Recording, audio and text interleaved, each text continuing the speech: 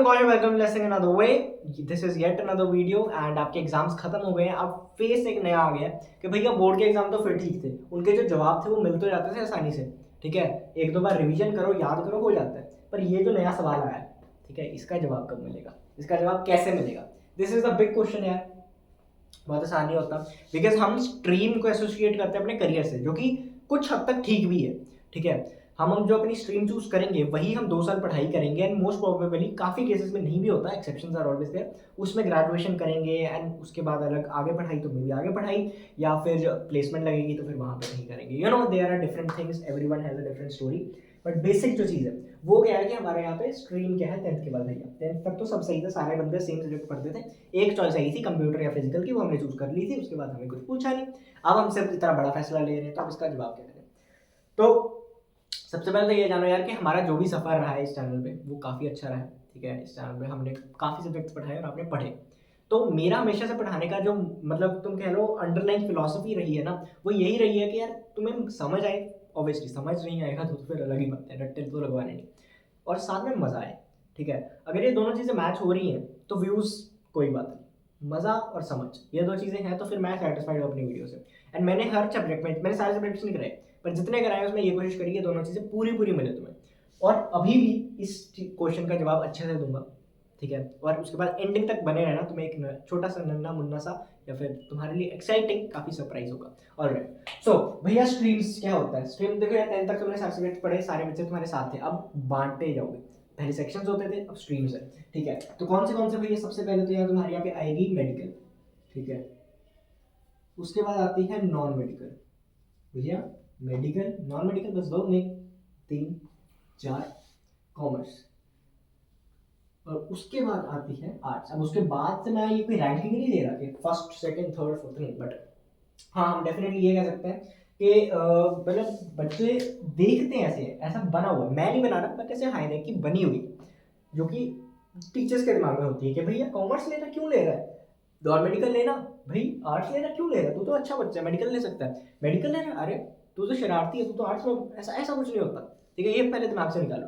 ये 10th तुम्हें 11th 12th में ये डिस्क्रिमिनेशन दिखेगी। ठीक है, मैं कह रहा हूँ, मैंने देखी है, लिटरली बोल रहा हूँ, मैंने खुद ऑब्जर्व करी है, मैंने मेरे पे भी हो चुकी है चीज़। और मैंने कौन सी करी चूज़ की थी मैं तुम्हें बताता हूँ थोड़ी देर तक। तो ठीक है, ये चीज़ हुई थी। अब जो स्कूल में है वो होगा, लेकिन स्कूल के बाद ना चीज़ें थोड़ी बदल जाती है। आर्ट्स वाला भी उतने पैसे कमा लेगा। ठीक है, ऐसा नहीं है कि भैया मैं ये कर रहा हूँ। एक मैंने बहुत अच्छी लाइन सुनी थी कि an a great painter will always earn more than an average engineer और एन एवरेज डॉक्टर और एन एवरेज आईएएस ऑफिसर। मतलब उनकी तो चलो फिक्स होती सैलरी, उनका हम ऐसे नहीं कह सकते एवरेज है ये वो, बट यू नो तुम समझ रहे हो, एवरेज सीए से बेटर एक सिंपल अच्छा पेंटर है। ठीक है, अच्छा पेंटर जो अपने काम में, तो अपने काम में अच्छे हो गए तो बाकी चीजें खुद हो जाती है। ठीक है, सो मेन चीज क्या, अपने प्रोफेशन में अच्छे होना, किसी भी प्रोफेशन में हो उसमें अच्छे हो तुम तो फिर रिजल्ट लेके आओगे। ठीक है, तो ये चीज पहले जान लेना। उसके बाद भैया क्या चीज आती है, सबसे पहले मेडिकल की बात करते हैं। अब देखो मेडिकल में क्या है, यहाँ पे 3 सब्जेक्ट्स मेन होते हैं तुम्हारा, physics chemistry and biology. Non medical में क्या है, तुम्हारे 3 सब्जेक्ट्स आगे आ जाते हैं, फिजिक्स केमिस्ट्री, जो कि दोनों सेम है, सेम सब्जेक्ट वाले, और फिर मैथ्स। ठीक है जी, भैया कॉमर्स में तुम्हारे फिर 3 सब्जेक्ट आ जाते हैं, वैसे अब 3 नहीं है, मैं आगे बताऊंगा। ठीक है, लेकिन बेसिक क्या आ जाती है, अकाउंट्स आ जाती है तुम्हारी, इको आ जाती है, इकोनॉमिक्स, और उसके बाद बिजनेस स्टडीज होती है। ठीक है, बीएसटी ले लेते हैं। और आर्ट्स में भैया, आर्ट्स में यार यहाँ पे थोड़ा ये होता है कि अलग अलग सब्जेक्ट्स होते हैं, बिकॉज ये हमें चूज करने होते हैं, ये मेनली फिक्स होते हैं। इसमें थोड़ा ऐसा होता है कि एक तो पॉलिटिकल साइंस होगा, ठीक है, पोल साइंस, और सोशोलॉजी होता है, और साथ में ज्योग्राफी स्लैश हिस्ट्री, ऐसे सब्जेक्ट्स होते हैं। ठीक है, और या फिर यहाँ पे कई बार बिजनेस एडमिनिस्ट्रेशन, ठीक है, बिजनेस एडमिनिस्ट्रेशन या फिर इकोनॉमिक्स वगैरह भी आ जाते हैं, कुछ कॉमर्स के सब्जेक्ट यू नो कोलाइड कर जाते हैं। तो बेसिकली ये सिस्टम है। अब भैया क्या इसके बेस पे मैं ले लूँ, इसके बाद तुम्हें ये जानना है कि भैया अच्छा मैं किस में अच्छा था, इंटायरली और नंबर के बेस पे भी नहीं करना कि भैया मेरे 10th के बोर्ड में कितने नंबर आए उस हिसाब से जिसमें हाईएस्ट है वो ले लेता हूँ, ये मत करना। और ना ही ये करना है कि नंबर देखने ही नहीं, चाहे उस सब्जेक्ट में मैं फेल आया हूँ, मेरी कंपार्टमेंट आई हो, या फिर बहुत पॉइंटों से पास हुआ हूँ, और पर मैं तो वही लूंगा क्यों, क्योंकि बस मेरा मन कर रहा है। आपने कहा था नंबर नहीं देखना, ये दोनों चीज़ें गलत है। क्या बोल रहा हूँ मैं, ना तो ये देख रहा है कि भैया मेरे मैथ्स में सबसे ज़्यादा आए थे, केमिस्ट्री में और फिजिक्स में। कई बार ना ऐसा होता है हमने वो चीज़ पढ़ी नहीं। ठीक है, अगर फॉर एग्जाम्पल किसी बच्चे ने मैथ्स पूरे साल पढ़ी नहीं, ठीक है, एक दिन पहले पढ़ी, तो ये नहीं है कि इसमें नंबर कम आए तो मैं ये तो ले ही नहीं सकता जी। ठीक है जी, बाकी कुछ देख लेता हूँ, बाकी कुछ ऑप्ट कर लेता हूँ, ये बात गलत है। मैं क्या कहना चाहता हूँ, मैं यहाँ पे तुम्हें ये समझाना चाहता हूँ कि तुम कोई भी सब्जेक्ट चूज कर रहे हो, उसमें पहले ये समझना अंडरलाइन चीज़ क्या है। नंबर ज़्यादा आए क्यों ज़्यादा आए, कम आए क्यों कम आए, ठीक है, आपने टेंथ में देखना, ऐसा बिल्कुल इग्नोर भी नहीं करते कि नंबर तो जो मर्जी है मैं तो यही लूँगा, क्योंकि नंबर बिल्कुल एकदम से सेम सेम नहीं, बट थोड़ा बहुत तो इंटरेस्ट बताता है ना, कि हमने कोई चीज़ ज़्यादा अच्छे से पढ़ी, कोई चीज़ नहीं पढ़ी। हाँ, कुछ रिसोर्सेज का फ़र्क हो जाता है कि टीचर अच्छा नहीं था, ये वो चीज़ें मैं मानता हूँ, लेकिन बेसिकली तुम्हें अपना जो आइडियोलॉजी है वो समझनी है। अच्छा, जिनका भैया डाउट है कि इन सब्जेक्ट्स आप कैसे चूज़ करना है, मैं बताता हूँ, लेकिन इसके बाद एक और चीज़ होती है कि यहाँ पे चीज़ें खत्म नहीं हुई। आई गेस तुम्हें दिख रहा है, ठीक है, यहाँ पे पूरी screen, I am not habitual to this new white board, ठीक है, तो ये चीज़ है। उसके बाद इन सभी में, सब में मेजॉरिटी इंग्लिश तो होती है, बिकॉज अब डिपेंड करता है तुम कौन से बोर्ड से कर रहे हो, लेकिन इंग्लिश तो होती ही है, ठीक है। इंग्लिश नहीं होगी तो अगर if you are from a particular board, like just like Maharashtra board, Delhi का board, Bihar board, Punjab board, Gujarat board, कोई ऐसे मतलब स्टेट वाले बोर्ड से हो, तो वहाँ पे उनकी स्टेट लैंग्वेज प्राइमरी होगी, जैसे यहाँ पे मराठी हो गई, यू नो, हिंदी हो जाती है, या फिर ऐसे अलग अलग सब्जेक्ट्स की वजह से पंजाबी हो जाती है ऐसे, तो इंग्लिश की जगह पे उसे रख लेना, ठीक है। बेसिकली ये अंडरलाइन चीज़ है। उसके बाद भैया क्या 4 सब्जेक्ट होते हैं, नहीं, एक और सब्जेक्ट आएगा, वो होगा ऑप्शनल, ठीक है, मैं उसे ओएस लिख रहा हूँ, optional subject, optional subject, optional subject and optional subject, ठीक है भैया। तो अब ये जो सब्जेक्ट है ना, इसके बारे में अभी डिटेल चर्चा थोड़ा यहाँ पे करते हैं, लेकिन पहले तुम ये जानो, physics chemistry biology, physics chemistry maths, इन दोनों के एक मिश्रण होता है, पीसीएमबी साहब। अब इन सारी स्ट्रीम्स पे एक एक पे मैं अपने दूसरे चैनल पे वीडियोस बना के रख चुका हूँ। अगर तुम्हें सब चीज़ें बहुत ज़्यादा डिटेल में चाहिए तो तुम उस चैनल को रेफर कर सकते हो, करियर इनो नाम है, मैं डिस्क्रिप्शन में भी लिंक दे दूंगा और टैग भी कर दूंगा यार, ठीक है। तो ये होता है पीसीएमबी का फायदा होता है कि बायोटेक्नोलॉजी वगैरह में जाना होता है, लेकिन नुकसान भी ये होता है, हमें लगता है कि भैया हमारे पास दोनों चीज़ें खुली हैं, जेई का पेपर भी, नीट का पेपर भी। मेडिकल में जो जिन्होंने एमबीबीएस करनी होती है वो जे एनईईटी का पेपर देते हैं, नीट का पेपर, उससे क्या होता है एमबीबीएस के गवर्नमेंट कॉलेजेस में सीट मिलती है, प्राइवेट भी उसकी नंबर देखते होंगे ना, 720 नंबर का होता है, ठीक है जी, 720 नंबर का, उसमें से बायोलॉजी मेन होता है 360 नंबर का। उसमें भी ऐसे बायोलॉजी भी सिर्फ ऐसे बायोलॉजी नहीं, उसमें तुम्हें जूलॉजी होगी और उसमें तुम्हें बॉटनी होगी, ठीक है, तो ये चीज़ होती है, मतलब प्लांट्स वगैरह भी और मतलब एनिमल्स भी, ठीक है, तो दोनों चीज़ होती है। अच्छा, अब नॉन मेडिकल की बात करें तो यार तुम्हारा वही फिजिक्स केमिस्ट्री मैथ्स होती है और ये होती है। अब पीसीएमबी जो बच्चे रहते हैं वो मैथ्स भी पढ़ते हैं, वो बायोलॉजी भी पढ़ते हैं, मेजॉरिटी ऐसा होता है कि पीसीबी मेन होती है और मैथ्स एडिशनल, जो एडिशनल है वो उसमें होता है, ठीक है, या ऑप्शनल सब्जेक्ट ऐसा होता है। तो इसमें यार दिक्कत क्या होती है, टाइम, क्योंकि दोनों बहुत बड़े सब्जेक्ट्स हैं, तुम्हें दोनों को कवर करना है, तो काफ़ी दिक्कत आ जाती है। हाँ, अगर एक चीज़ बोर्ड के लिए पढ़ रहे हो तो वो जस्टिफाइड है, जैसे लास्ट ईयर एक टॉपर है, ठीक है, Bhavik Bansal, and he scored AIR 1 in NEET and AIR 3 I guess in JEE, and ऐसा कुछ सिस्टम था, ठीक है, काफ़ी सॉरी, जो एम्स का एग्जाम था तब अलग होता था, तो उसमें एयर 1 आई थी, कुछ ऐसा सीन था, ठीक है। तो उन्होंने जेई में भी रैंक लेके आए और बायोलॉजी में भी, तो क्या तुम्हें दोनों करना चाहिए, जी नीट का पेपर देना चाहिए उसका भी, तो इसलिए यार ये करने को तो किया जा सकता है, पर रास्ता मुश्किल है,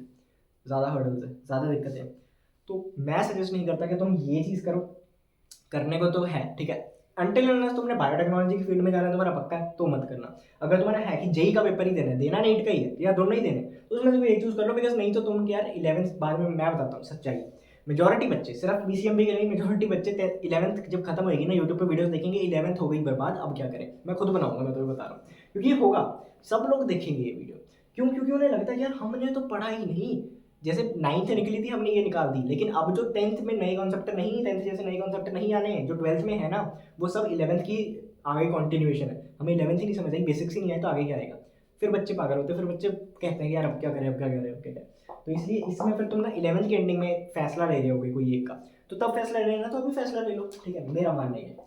तो ये चीज़ है, मेडिकल नॉन मेडिकल, आप कॉमर्स की तरफ बढ़ते हैं।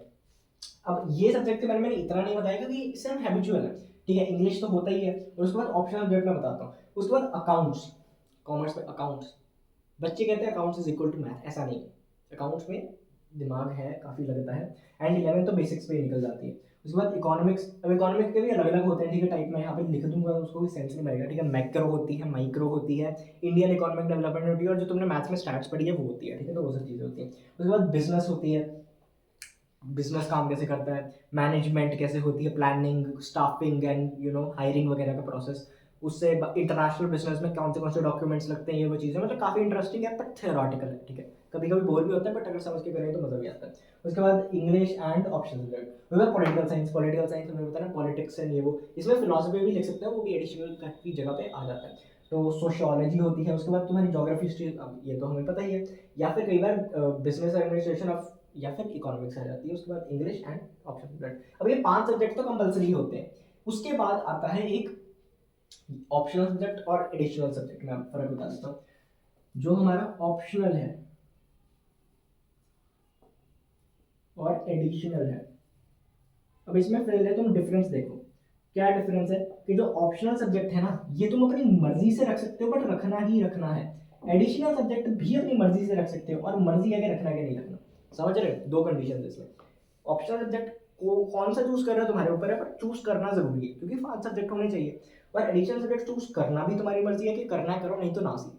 और कौन सा करना है वो भी तुम्हारे ऊपर एंड स्कूल के ऊपर। अगर स्कूल के पास टीचर्स ही नहीं है तो वो डेफिनेटली नहीं आपको मतलब प्रोवाइड करेंगे, वो बोला, ठीक है। तो भैया अब ये चीज़ होगी, मेजॉरिटी बच्चे एडिशनल नहीं ऑप्ट करते, जो कि एक सही स्टेप भी है, सही स्ट्रैटेजी भी है। क्यों? क्योंकि अगर एडिशनल सेलेक्ट करेंगे तो 6 सब्जेक्ट हो जाएंगे या ज़्यादा हो जाएंगे। इफ़ यू आर सीबीएसई तो 6, अगर आईसीएसई में हो तो और दिक्कतें। क्यों? क्योंकि उसमें इंग्लिश भी 2 होंगी और उसमें तुम्हारे ज़्यादा सब्जेक्ट्स होते हैं बेसिकली, फिर 7-8 हो जाएंगे, तो उससे तुम्हें पढ़ने में थोड़ी दिक्कत आएगी, ठीक है। तो इसलिए एडिशनल बच्चे नहीं रखते। अब भैया ऑप्शनल कौन सा रखें? अच्छा, ठीक है। तो ऑप्शनल कौन सा रखें? ऑप्शनल में यार तुम्हारे पास काफ़ी ऑप्शन होती है। पहले तो फिजिकल एजुकेशन की होती है। भैया फिजिकल एजुकेशन यार बोरिंग सा सब्जेक्ट है, बोरिंग है बट स्कोरिंग है। क्यों? क्योंकि फिजिकल एजुकेशन में तुम्हें ज़्यादा मेहनत नहीं करनी पड़ती, बहुत ज़्यादा कि बहुत ज़्यादा ही पढ़ लिया। मेजॉरिटी बच्चे फिजिकल रखते हैं, इसलिए मैं बोल रहा हूँ। तो मैं लगेगा भैया क्लीशेड सब्जेक्ट है, but cliches are cliches for a reason, they work, ठीक है। तो फिजिकल एजुकेशन इसलिए काम करता है क्योंकि इस तरह लाइट वेट होता है, थोड़ा ज़्यादा होता है। स्पेशली जो मेडिकल स्टूडेंट्स होते हैं वो फिजिकल एजुकेशन ऑप्ट करते हैं। बायो पार्ट तो आता ही होता है, थोड़ा बहुत और करना होता है, और उसके बाद एग्जाम से थोड़े दिन, 1-2 दिन पहले पढ़ के भी नंबर आ जाते हैं। तो मेन फोकस जो है पीसीबी में जाता है, ठीक है। आइदर कोचिंग में हो या फिर बोर्ड एग्जाम्स में हो, जैसे मर्जी तुम समझ रहे हो। उसके बाद नॉन मेडिकल वाले भी ऑप्ट कर लेते हैं, बट वो कंप्यूटर्स को भी मतलब देते हैं, ठीक है। मतलब ऐसा हिसाब, अगर तुमने 9th में ली थी और तुम्हें बहुत पसंद आ गई तो you can definitely opt in 11th। Concept बनाने पड़ेंगे, ज़्यादा पढ़ना पड़ेगा, लेकिन हेल्प करेगा फ्यूचर में, राइट। तो तुम रख सकते हो। बट अगर जेई की तरफ पूरा ही फोकस है कि भैया जेई में रैंक चाहिए, जो मर्जी हो जाए, तो इजी सब्जेक्ट रख लेना। अगर कंप्यूटर इजी रखते हो तो डेफिनेटली ऑप्ट कर सकते हो, ठीक है। आईसीएसई में जावा वगैरह पढ़नी होती है, सीबीएसई में तुम्हारी पाइथन पढ़नी होती है, they are all making sense, ठीक है। ये होता है भैया। उसके बाद कौन सा आता है? उसके बाद काफ़ी आते हैं जो कि किस स्कूल में अवेलेबल है या नहीं, ये तो मेजोरिटी स्कूल में होते हैं। बाकी म्यूजिक होता है एक। भैया म्यूजिक, ये तो बोरिंग सा लग रहा है, म्यूजिक काफ़ी स्कोरिंग होता है। मैंने नहीं रखा था बट मेरे दोस्तों ने मुझे बताया था कि म्यूजिक में क्या होता है, कुछ नहीं करना होता, पता नहीं 30 के 40 नंबर का तो इनका 40 या 50 नंबर का, गेस, हाँ ऐसे ही कुछ होता है। प्रैक्टिकल होता है 12th में, तो प्रैक्टिकल के नंबर स्कूल लगाता है, उसमें तो तुम उनके साथ बना के रखो यार, ठीक है, ठीक है। और उसके बाद जो रिटर्न होता है वो भी ज़्यादा मुश्किल नहीं होता, ठीक है। मतलब सुर वगैरह याद करने होते हैं, बेसिक जो चीज़ें होती है म्यूजिक याद करनी होती है। ऐसा नहीं कि बहुत ज़्यादा इंस्ट्रूमेंट वगैरह, तुम्हें थोड़ा बहुत बजाना आना चाहिए जब, क्योंकि एक्सटर्नल वाइवा वगैरह के लिए आएगा, बट मेजॉरिटी नहीं होता। अच्छा, तो भैया फिजिकल पीएड हो गया, कंप्यूटर हो गया, म्यूजिक हो गया। उसके बाद क्या करते हैं? उसके बाद तुम्हारे काफ़ी सब्जेक्ट्स होते हैं जो कि अवेलेबल होंगे या नहीं होंगे, लाइक साइकोलॉजी होता है, ठीक है, साइकोलॉजी। अब ये कहाँ पे अवेलेबल है, कहाँ पे नहीं है, ये तो तुम्हें स्कूल से डिपेंड करता है ना, कहाँ पे है या कहाँ पे। हमारे स्कूल में जैसे नहीं था। एंटरप्रेन्योरशिप होता है कि बिजनेस वगैरह कैसे शुरू होता है। तुम लोग भैया बिजनेस, बिजनेस में ये प्रैक्टिकल बिजनेस है बेसिकली, उसमें तुम्हें एक एक चीज़ बताएंगे, इसमें सिर्फ बिजनेस स्टार्ट कैसे करते हो, वो सब चीज़ें मेनली यही होता है। बाकी सिमिलर काफ़ी होता है एंटरप्रेन्योरशिप और बिजनेस स्टडी। एंड तुम ये ऑप्ट कर सकते हो, ऐसा ज़रूरी नहीं है कि सिर्फ कॉमर्स वाला करें, बट मेजॉरिटी सिर्फ कॉमर्स वाली ही करते हैं, बाकी भी कर सकते हैं। और आईटी और कंप्यूटर मैं तुम्हें बता दिया है। बाकी कम आईटी थोड़ा ऐसा हो जाता है, थेरोटिकल ज़्यादा होता है, ठीक है, उसमें प्रैक्टिकली कोडिंग वगैरह कम करनी पड़ती है, तो ये भी एक चीज़ होती है। और अगर कोई सब्जेक्ट रह गया है तो do let me know in the comment. वैसे मैं सारे बना चुका हूँ, मैंने लिखे भी हैं, ठीक है, फॉर योर सेक। या और भी सब्जेक्ट्स हैं यार, जैसे अगर मैं बात करूँ फाइन आर्ट्स की, तो वो भी सब्जेक्ट होता है, फाइन आर्ट्स। और इन सब के बारे में डिटेल पता करना, कौन सा कितना स्कोरिंग है, क्या क्या सिलेबस है, मैं अपने पुराने वीडियोस बना चुका हूँ, ठीक है। और या फिर कुछ भी है तो कल की लाइव स्ट्रीम में जुड़ जाना, उसमें मैं तुम्हें एक एक चीज़ बता दूंगा, या फिर मैं अगर वीडियो अपलोड करूँ 31 मार्च को मैं लाइव आऊँगा, ठीक है। तो ये चीज़ है, फाइन आर्ट्स हो गया भैया। उसके बाद योगा होता है कई स्कूल में, हमारे स्कूल में तो नहीं था बट होता है काफ़ी, तो तुम्हें ये पता कर सकते हो। और भी काफ़ी सब्जेक्ट्स हैं, like Hindi, like any foreign language, French वगैरह भी आती है, एंड ऐसे काफ़ी और सब्जेक्ट्स हैं, ठीक है। तो तुम्हें इन्हें पता करना है, तुम्हें देखना तुम्हारा कौन सा स्ट्रॉन्ग सूट है, तुम्हें देखना तुम्हारा गोल क्या है, उसके बेस पे करना है। अब भैया इसके बाद आप मुझे बताइए कि मेन चीज़ क्या है। मेन चीज़ क्या है भैया, मैं आईसीएसई नहीं लिखते, अब आईएससी बड़े हो गए ना, ISC versus CBSE versus state board, कहाँ पे दो। मेजॉरिटी बच्चे मुझे पता है कि अगर आईएससी में आईसीएसई में थे तो आईएससी में ही कंटिन्यू करेंगे, बट फिर भी काफ़ी बच्चों के दिमाग में एक चीज़ आती है। देखो यार सिंपल सी मैं तुम्हें बता रहा हूँ, ऐसा तो सीनियर्स कहते हैं जिन्होंने जेई की रैंक ली है, नीट की रैंक ली है, निकाल तो तुम दोनों में से निकलोगे, ठीक है। ऐसा नहीं है कि आईएससी के बच्चे जेई वगैरह नहीं निकाल सकते, निकाल सकते हैं। ऐसा नहीं है कि सिर्फ सीबीएसई वाले निकालते हैं, मेजॉरिटी बच्चे उसमें है, ठीक है, तो इसलिए वहाँ से ज़्यादा परसेंटेज आती है, लेकिन ऐसा कुछ फर्क नहीं पड़ता। बात सिंपल ये होती है कि मेडिकल में जब बायो का एग्जाम होता है, जो नीट में होता है, उसमें मेजॉरिटी सीबीएसई का जो एनसीईआरटी है उससे आते हैं, ठीक है, लाइन बाय लाइन उठ के आ जाता है, तो इसलिए इट हेल्प्स सीबीएसई में ऐसा हेल्प करता है। बाकी आईएससी का भी ऐसा नहीं है यार, सिलेबस सबका सेम है, स्टैंडर्ड ज़्यादा कुछ फर्क नहीं है। बस आईएससी कैसा माना जाता है, प्रैक्टिकल ट्रेनिंग थोड़ी कंपेटिवली होती है, और तुम कह लो फॉरेन में अगर तुमने जाना है तो आईएससी हेल्प्स इन अ वे, ठीक है, ऐसा माना जाता है। और सीबीएसई में अगर तुम्हें जेई नीट का है तो ज़्यादा इस पर ध्यान दिया जाता है। और स्टेट बोर्ड यार मैं कोई कमेंट नहीं कर सकता, बिकॉज स्टेट बोर्ड का काफ़ी स्टेट बोर्ड्स हैं इंडिया में जो काफ़ी अच्छे हैं, उनकी एजुकेशन लेवल हाई है, काफ़ी हैं जो जिनकी रेपुटेशन इतनी अच्छी नहीं है। तो ये तो तुम्हें अपनी स्टेट का खुद ही पता है, ठीक है, इतनी स्टेट्स हैं, मैं बोलने लग गया तो फिर मतलब मैं सबको एक चीज़ में नहीं ना डाल सकता, कोई अच्छी है कोई बुरी है कोई मीडियम है, तो फिर तुम्हें ये अपने खुद पता करना है, ठीक है, अपने सीनियर से पता करना है, सॉरी, मीडिया है मतलब यूट्यूब वगैरह से पता कर लो, and you will find things कि क्या सही है क्या गलत है। तुम्हारे स्टेट बोर्ड के तुम्हें अच्छे से बता सकते हैं, लाइक यू नो। एंड कुछ बेसिक चीज़ होती है जो हमें पता होनी चाहिए कि लाइक अगर तुम physical education as an optional subject opt कर रहे हो, तो पहले होता था यार कि डीयू में तुम्हें एडमिशन नहीं मिलेगी, मतलब मिल जाएगी बट तुम्हें फिजिकल एजुकेशन के नंबर काउंट नहीं किएंगे टॉप 5 में या टॉप 4 में, तो उसमें दिक्कत आती थी। लेकिन अब तो बात है मीन्स यूईटी, तो तुम्हें बोर्ड पे ध्यान देना नहीं है, बोर्ड पे ध्यान नहीं देना, but if you are not कि भाई तुम्हें कोई सब्जेक्ट वो तुम्हें जेई देना है या नीट देना है, तो उसके बाद एक ऐसी चीज़ आती है जिसे मिस मत करना, ठीक है। इसके बारे में अभी धीरे धीरे पता लग करने लग जाओ, CUET इज एन एग्जाम, ठीक है, अच्छे से मतलब रिसर्च वगैरह करो इसके बारे में। अभी तो 2 साल है ना, 2 साल बाद देना, बट फिर भी तुम्हें पता होना चाहिए, लाइक थोड़ी वाइब्स आनी चाहिए ना कि ये एग्जाम देना है, अच्छे से करना। So this is it, I hope तुम्हें चीज़ें समझ आई हो। अब इसके बाद भैया थोड़ा अगर रोड मैप में तुम्हें बता दूँ, तुमने 10th पास करी, अब तुम्हारे पास स्ट्रीम चॉइस करनी है, ठीक है, स्ट्रीम चॉइस करनी है, तुम 11th-12th करी तुमने, ठीक है, अब 12th पास करी जो फिर से बोर्ड दोगे, उसके बाद भैया तुम ग्रेजुएशन करोगे मेजॉरिटी, ठीक है। ग्रेजुएशन के स्पेलिंग क्या होता है, ग्रेजुएशन गलत लिखे मुझे पता है, ग्रेजुएशन के स्पेलिंग नहीं पता मुझे, ऐसे ही होता है, ठीक है। तो अभी बहुत आगे जर्नी पड़ी है, ठीक है, थोड़ा बहुत अनसर्टेन होना सही है, बट हम जितना हिसाब तक हम लाइफ प्रेडिक्ट नहीं कर सकते। कई बच्चे होते हैं जो मेडिकल में जाते हैं और फिर किसी और फील्ड में मीडिया इंडस्ट्री में घुसे होते हैं, और वहाँ पे बहुत अच्छे लेवल का कमा रहे होते हैं, बहुत अच्छे लेवल का यू नो सक्सेस, या फिर हम फेम की बात नहीं होती सिर्फ, but you know they are accomplishing something in other fields also.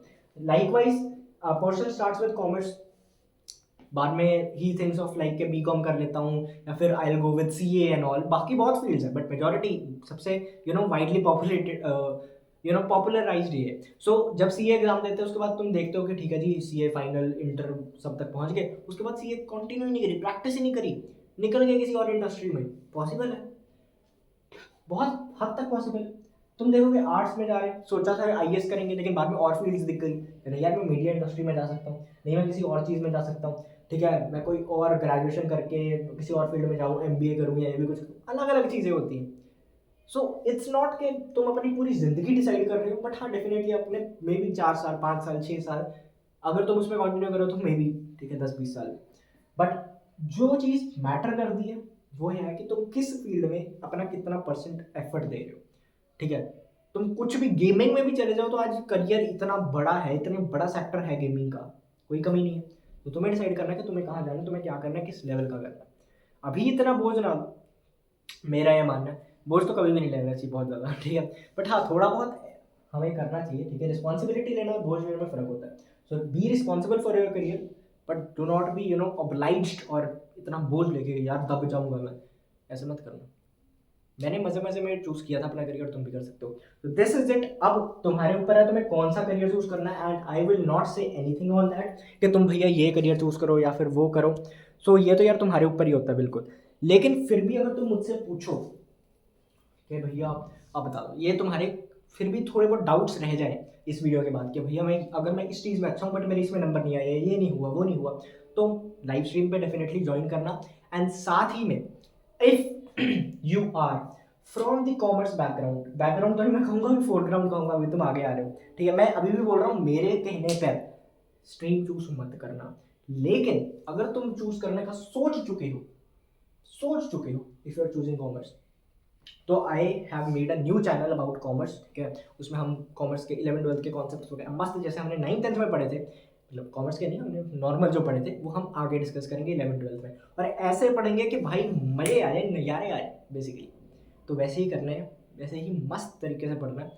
तो उसके लिए if you are from commerce, मैं ये नहीं कह रहा, अगर तुम करने लगे हो ज्वाइन, ठीक है, कॉमर्स में, मेरे करके मत आना, मैं वही बोल रहा हूँ, अगर किया है ज्वाइन तो डेफिनेटली सब्सक्राइब कर लेना उस चैनल को, क्योंकि बहुत तगड़ा कंटेंट आ रहा है coming your way. And also live stream में ज्वाइन जरूर करना, I will let you all know. So yeah, this was it, stream after 10th। Let's think another way. आपके साथ 9th-10th में था, आगे भी होगा, आपके जूनियर्स के साथ होगा, बट ऐसा नहीं है कि हम लोगों बस जी तुम बाय बाय, अब मैं अपने जूनियर्स को पढ़ाने लगी, ऐसा नहीं होता यार। Like I am also student, मुझे खुद फील होता है कई बार जब क्लास आगे निकलते हैं। एंड स्कूल, मैंने 10th में स्कूल शिफ्ट किया था, 10th एंड 11th में, मेरे लिए तो बहुत बड़ा ट्रांजिशन था, ठीक है, सिर्फ स्ट्रीम नहीं बदली, पूरा स्कूल बदल गया, एनवायरनमेंट बदल गया। So that was a big leap for me, and मुझे पता है तुम्हारे लिए भी ये है, ठीक है, होगा। पहले पहले 1-2 महीने तो बहुत होगा कि यार इन क्रिएटर्स को देखा करते थे जो 9th-10th में हम जिनसे पढ़ते थे, अब सभी नए आ गए, डिपेंडिंग ऑन द कौन सी स्ट्रीम पे जा रहे हो, सब बदल जाएंगे, ठीक है, मे बी कॉमर्स वाले मेरे साथ जुड़े होंगे बट बाकी थोड़ा दूर रह जाएंगे।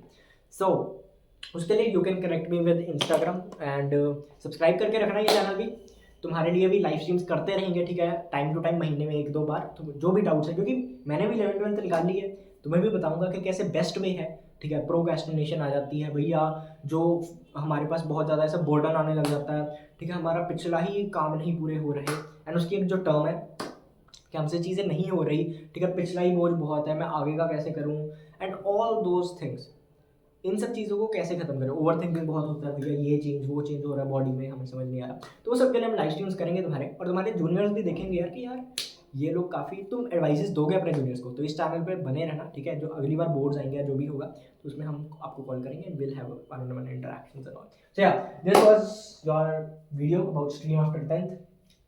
मैंने यार ये 2 साल पहले भी ये चीज़ बोली थी, अब भी बोल रहा हूँ, बोझ मत लेना, ओवरवेलम होकर बच्चे डिसीजन ही नहीं ले पाते कि अभी मैंने जो चीज़ चूज़ कर ली वो मेरे पूरी लाइफ में मेरे पास रहेगी, ऐसा नहीं है। हाँ, डेफिनेटली तुम्हारे नियर फ्यूचर को ज़रूर इम्पैक्ट करती है, बट इट डजेंट मीन कि भाई ये एग्ज़ाम नहीं निकला। मैं तुम्हें अभी बता रहा हूँ, पूरी मेहनत से जो भी एग्ज़ाम की तैयारी करोगे करना, एक एक कॉन्सेप्ट समझना, प्रैक्टिस करना, जो भी तरीका है, ठीक है, वो कोई भी सब्जेक्ट को क्लियर करने का, कोई भी नीट हो गया, जेई हो गया, सीए हो गया, सीयूईटी हो गया, क्लैट हो गया, एनडीए हो गया, एंड ऐसे बहुत से एग्जाम्स हैं, ठीक है, उन सबको जो भी तुम्हें करना है पूरे मेहनत से करना, पूरे ऑनेस्टी से करना। बट अगर वो नहीं हुआ, मैं अभी बता रहा हूँ, तो इट डजंट मीन कि भाई ज़िंदगी ख़त्म हो गई।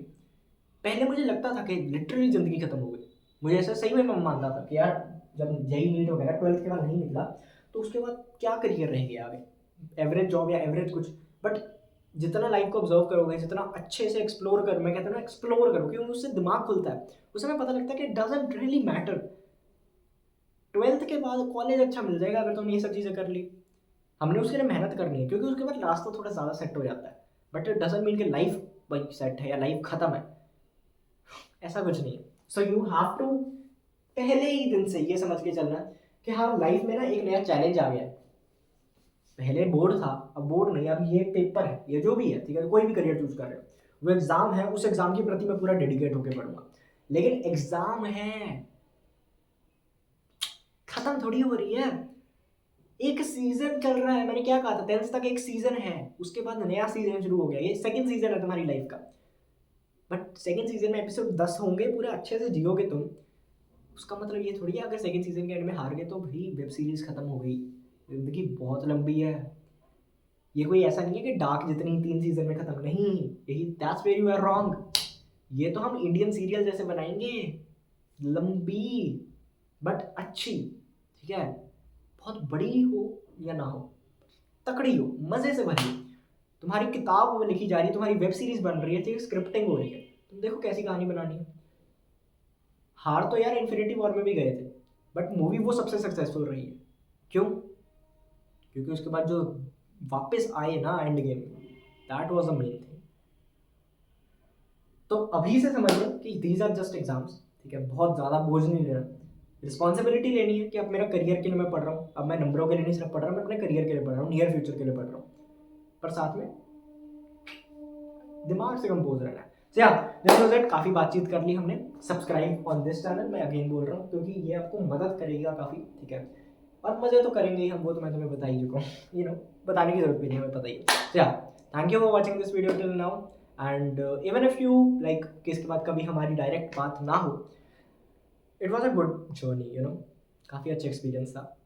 आई enjoyed teaching you, and I guess you too enjoyed listening and teaching and मतलब studying from me। एंड अगर आपको भी मज़ा आया हो इस चैनल की जर्नी में अपनी 10th में, so do share it with your juniors and all, उनको भी हेल्प होगी, and they will also connect with me somehow. So yeah that is it, नमस्ते, जय हिंद, love you, and I am gonna miss you all.